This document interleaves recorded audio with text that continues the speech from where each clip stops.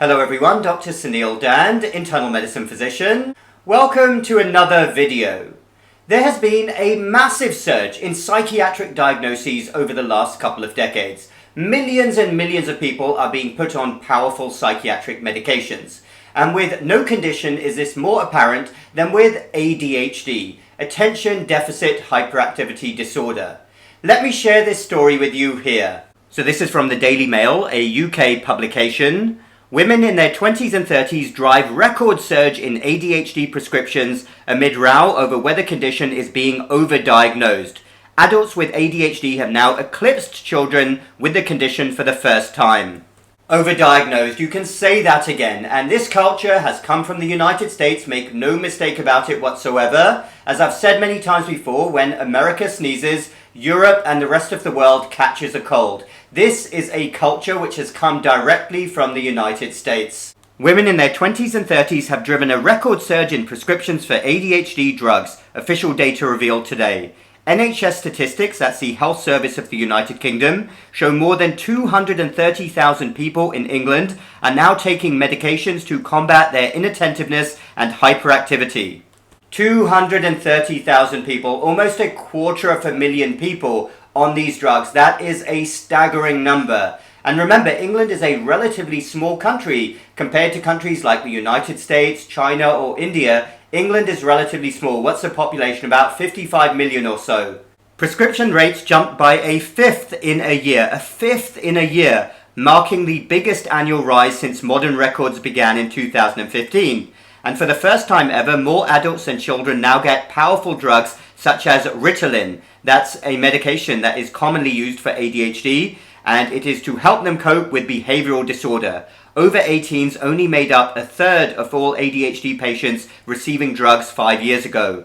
Younger women saw the biggest annual increases, however, with rates jumping by 50% among those aged 25 to 39. So there are many reasons probably for that, including a huge cultural shift in how we think about, how we diagnose these conditions, but also the effects of the pandemic. Do not doubt how much that played into people having poorer mental health. They talk about celebrities here with ADHD. A damning BBC investigation earlier this year found patients could get diagnosed with ADHD and offered powerful drugs after rapid video call assessments with private clinics. ADHD affects around 5% of children in the US, with rates in the UK about 3.6% in boys and 0.85% of girls. Most cases of the condition are diagnosed between 6 and 12 years old, but as many as 1 in 20 adults in Britain could have the condition.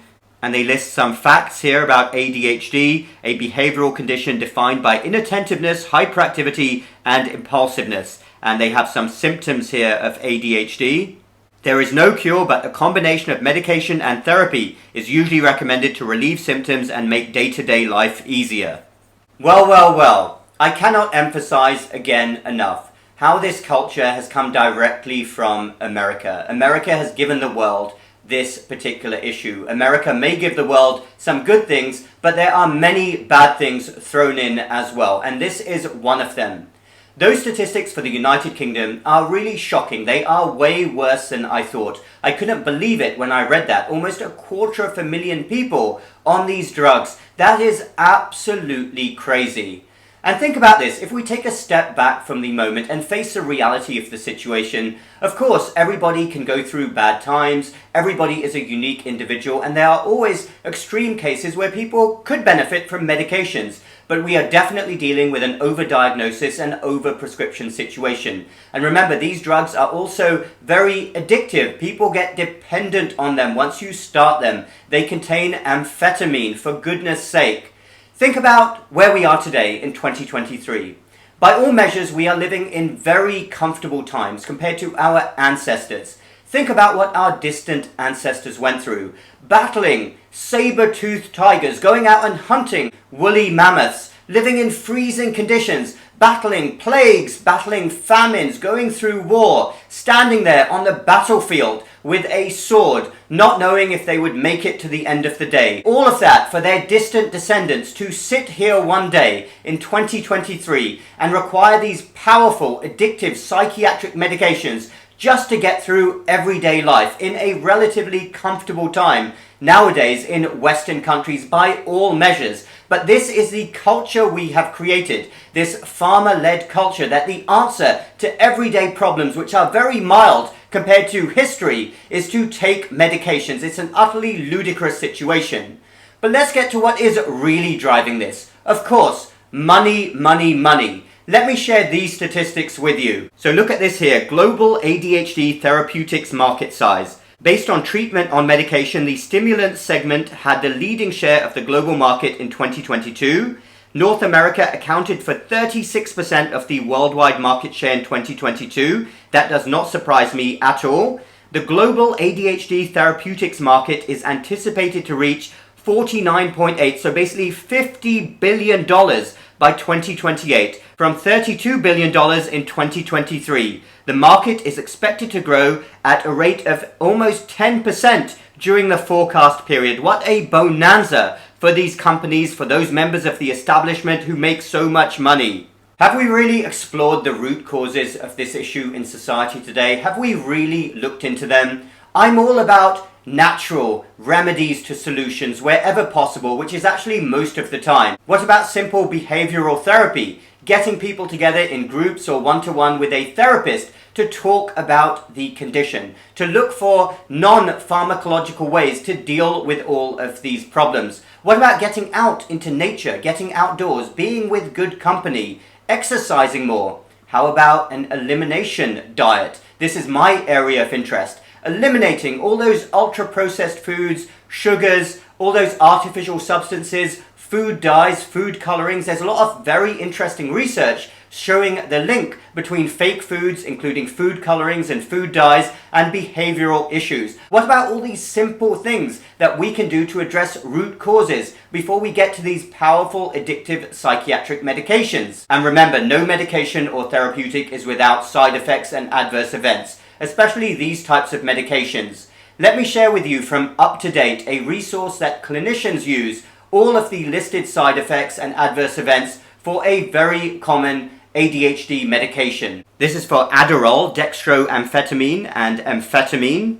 Take a look at all of these listed side effects and adverse events here. Cardiovascular events, including acute myocardial infarction, heart attacks. Then we have growth suppression, growth retardation, psychiatric effects including psychosis or mania, serotonin syndrome, and then a whole list of adverse reactions affecting various bodily systems. But of course, let's make it easier for people to be on these drugs. Google ADHD and see what comes up. Same-day ADHD care, ADHD diagnosis and prescription via board-certified providers. No appointment necessary, ADHD online visits. Take a short assessment. Our psychiatrist can diagnose your condition, prescribe medication, and monitor progress. I am sure it suits many members of the establishment and big corporations to have millions of people on these addictive, powerful drugs, totally dependent on them. It's a customer for life. So much money to be made. So many people out there can benefit if more people are put on these drugs. But my own common sense tells me that it is not a good idea to have millions and millions of people in society drugged up with these powerful medications. What a disastrous situation. And of course, our medical establishments all over the world, especially in the United States, don't think that this is a problem at all. On the contrary, they think more people should be taking these medications. What an utter disgrace.